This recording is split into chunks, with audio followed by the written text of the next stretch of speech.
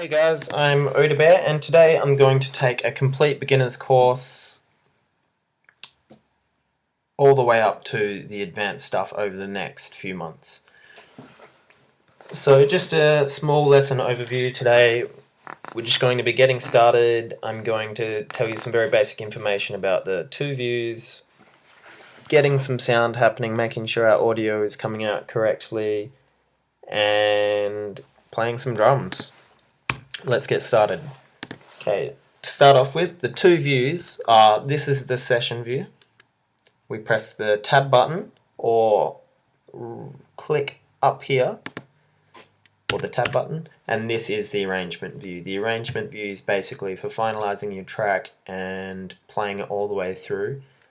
Your session view is essentially for compiling ideas, seeing what instruments go with what chord progressions or drum patterns go well with other instruments' chord progressions or drum patterns. And today we're going to be working with the session view, so stay on this screen.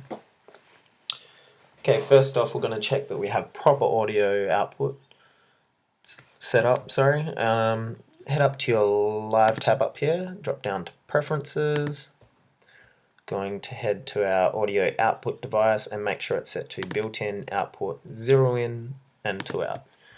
Okay, now that we have that, we're ready to make some sounds. Most people start off by making a drum pattern. So near your top left should be a heading called categories.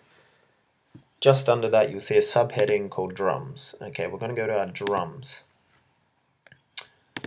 And just under that, on the right, should be your drum rack. So we're going to double click on the drum rack, or we're just going to drop and drag. Double click works the same way. And this is our drum sampler. Basically we want to sample sounds of individual drums using these so we can make a drum pattern like quite fast and quite fluidly, and if you come up with a small drum pattern in your head you'll realize straight away and you'll know where to put them, and there'll be no delay in that, and then you won't lose your idea. Okay, so go back to your categories. In your drums you should open up your drum hits, and we need a kick to start off with.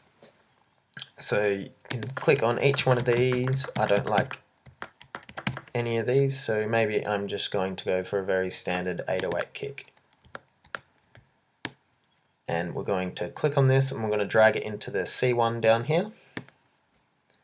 And yep. So now we need a snare, and we just need a snare and a hi-hat. There are three most basic drums, and that's all we're going to start with today. And I personally like the 606 snare that comes with Ableton. It's actually quite smooth. I'm going to drop that next to the kick.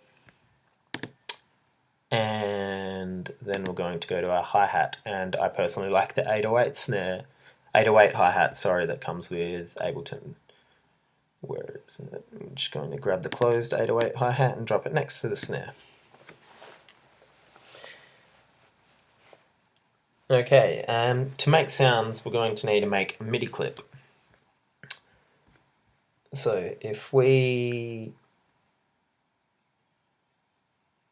go up to the drum rack in the MIDI track up here, all we need to do is right click just under it in the little tab area and then click insert MIDI clip. Now right at the bottom of your screen there should be a piano roll that looks like this. Now we're ready to make some sounds. Okay, double click on the first beat of where it says kick. By the way, this is a full bar, just one bar. So the first beat would be this one, so double click there and it should come up like that. And now we're going to double click on the third beat of snare. Okay, and now we're going to put a hi-hat at 1.2 and 1.4. This is the most basic drum pattern we could possibly make with these three drums. Okay, now if we want to play it, spacebar won't work here, so we need to go up and make sure the track is selected and active. So we just click here, the play button, and now we're getting sound. And to stop it, we just press the space bar. Now that this track's active, we have a hotkey, the space bar, to play it and pause it.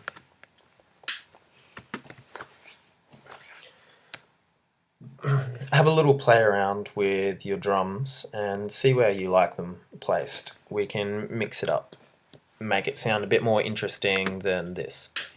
I personally keep the snare on 1.3 or the half bar because it keeps the track within rhythm. Sometimes when it's out, it sounds a little bit off, for example.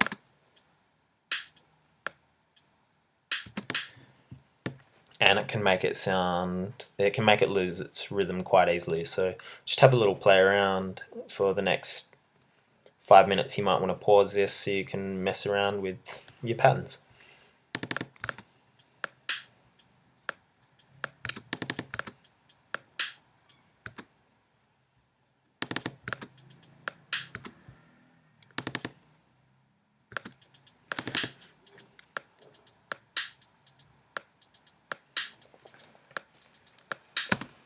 Okay, now that we've done that, let's make our drum pattern a little bit longer.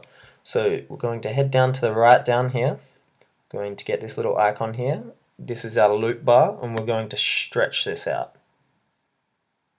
till it says 5. That's at the beginning of the 5th bar. So we want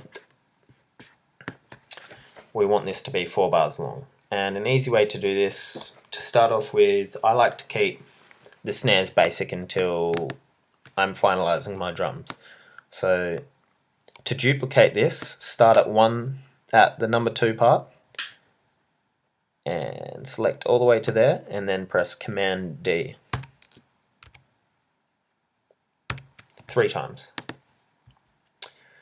And if you want to just keep the drum pattern like this but change a few things, maybe you want to duplicate all of it.